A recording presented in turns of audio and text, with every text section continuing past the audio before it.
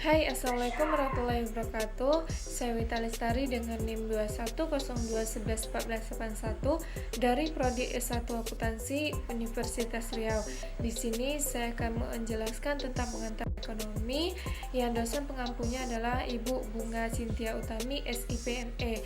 Nah, pada kali ini saya akan menjelaskan tentang pendapatan nasional, tabungan, dan konsumsi. Ada beberapa poin yang akan saya jelaskan, yaitu pertama, contoh perhitungan fungsi konsumsi, yang kedua, contoh perhitungan fungsi saving, yang ketiga, contoh perhitungan fungsi pengeluaran pemerintah, dan yang keempat, fungsi ekspor impor. Nah, pada poin pertama yaitu contoh perhitungan fungsi konsumsi. Fungsi konsumsi adalah hubungan jumlah konsumsi dan penghasil. Rumusnya yaitu Y sama dengan C ditambah S, yang mana Y tersebut adalah pendapatan, C tersebut adalah konsumsi, dan S tersebut adalah tabungan. Nah, sekarang kita masuk ke contoh soalnya ya. Nah, berikut contoh soalnya ya. Jika fungsi konsumsi C sama dengan 95.000 ditambah 0,75Y dalam rupiah, sedangkan C merupakan besarnya konsumsi, Y besarnya pendapatan, maka besar konsumsi apabila tabungan sebesar Rp100.000 adalah penyelesaiannya. Nah, kita lanjut ke rumus ya. Y sama dengan C ditambah S. Y sama dengan 95.000 ditambah 0,75Y ditambah 100.000, yang mana 100.000 tadi adalah tabungan kita. Y dikurang 0,75Y sama dengan 95.000 ditambah 100.000. Nah, dalam kurung 1 dikurang 0,75Y sama dengan 195.000. 1 dikurang 0,75, kita memperoleh hasil yaitu 0,25Y sama dengan 195.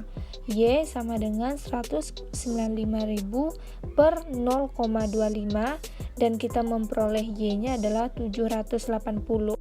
Nah, jika kita sudah mengetahui besarnya Y, sekarang kita akan mencari besarnya konsumsi. Kita kembali lagi ke persamaan C. C sama dengan 95.000 ditambah 0,75Y. C sama dengan 95.000 ditambah 0,75 dikali 780.000. Kita kalikan dulu 0,75 dikali 780, yang mana di bawahnya kita tulis C sama dengan 95.000 ditambah 585.000, dan kita memperoleh hasil C sama dengan 680.000. Nah, pada poin kedua, saya akan menjelaskan tentang contoh perhitungan fungsi saving atau biasa disebut dengan fungsi tabungan. Fungsi tabungan adalah hubungan jumlah tabungan dengan penghasilan, yang mana rumusnya sama dengan konsumsi, yaitu Y sama dengan C ditambah S. Ada 4 asumsi yang disampaikan oleh Keynes bahwa menunjukkan sifat fungsi tabungan dan fungsi konsumsi itu berkaitan. Yang pertama itu terdapat sejumlah konsumsi mutlak atau absolut untuk tetap mempertahankan hidup walaupun tidak mempunyai uang. Yang kedua, konsumsi berhubungan dengan pendapatan yang dapat dibelanjakan atau disposable income. Yang ketiga, jika pendapatan yang dibelanjakan meningkat, maka konsumsi juga meningkat walaupun dalam jumlah yang sedikit. Yang keempat, proporsi kenaikan pendapatan yang siap dibelanjakan untuk mengkonsumsi adalah konstan. Nah, sekarang kita masuk ke contoh soal fungsi perhitungan saving ya. Nah, berikut adalah contoh soal.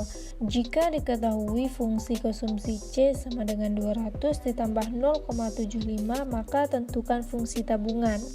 Nah, berikut adalah contoh penyelesaiannya. Di sini kita menggunakan rumus S sama dengan min A ditambah 1 dikurang B, Y. Diketahui C-nya adalah 200 ditambah 0,75Y.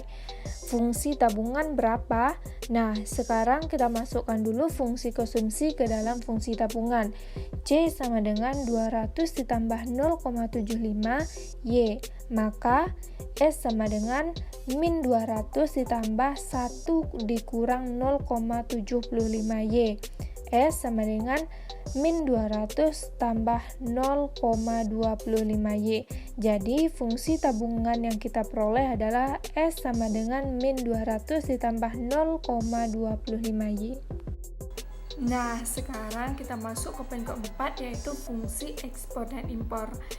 Kita sering mendengar yang namanya ekspor dan impor. Apa sih perbedaan ekspor dan impor tersebut? Ekspor adalah suatu kegiatan menjual atau mengirim barang dari luar negeri, sedangkan impor kita membeli barang dari luar negeri. Nah, apa sih kaitan ekspor dan impor bagi suatu negara? Ekspor dan impor sangat mempengaruhi bagi perekonomian suatu negara. Nah, seperti yang kita sudah ketahui bahwa kegiatan ekspor ini adalah mengeluarkan suatu barang atau produk yang ingin dijual dari suatu negara ke negara yang lainnya. Kegiatan ini dilakukan melalui wilayah darat, perairan, laut, atau wilayah zona eksklusif lainnya. Nah, ekspor juga memiliki beberapa manfaat. Yang pertama yaitu mengembangkan industri dalam negeri, yang membuat industri dan produksi hasil negeri akan melahirkan produksi yang lebih besar karena permintaan produk dari luar negeri. Yang kedua yaitu mengontrol harga barang. Dengan mengeluarkannya barang, permintaan produksi barang yang tinggi cenderung akan membuat harga jual di dalam negeri akan lebih murah. Dan yang ketiga yaitu meningkatkan pendapatan negara, yang merupakan kegiatan yang positif untuk memajukan tingkat ekonomi suatu negara. Nah, sama halnya seperti ekspor, impor juga memiliki beberapa manfaat ataupun tujuan. Namun, kegiatan impor memiliki pajak ataupun perlu pendampingan dan berskala besar. Manfaat impor adalah untuk memenuhi kebutuhan suatu negara. Hal ini bisa dilakukan ketika Indonesia tidak mempunyai produk penghasil gandum. Maka dari itu, Indonesia harus mengimpor barang dari luar negeri. 3. Mengurangi devisa terhadap negara lain. Barang yang masuk dari negara lain tentunya akan menjadi lebih murah karena sudah dilakukan kerjasama terlebih dahulu.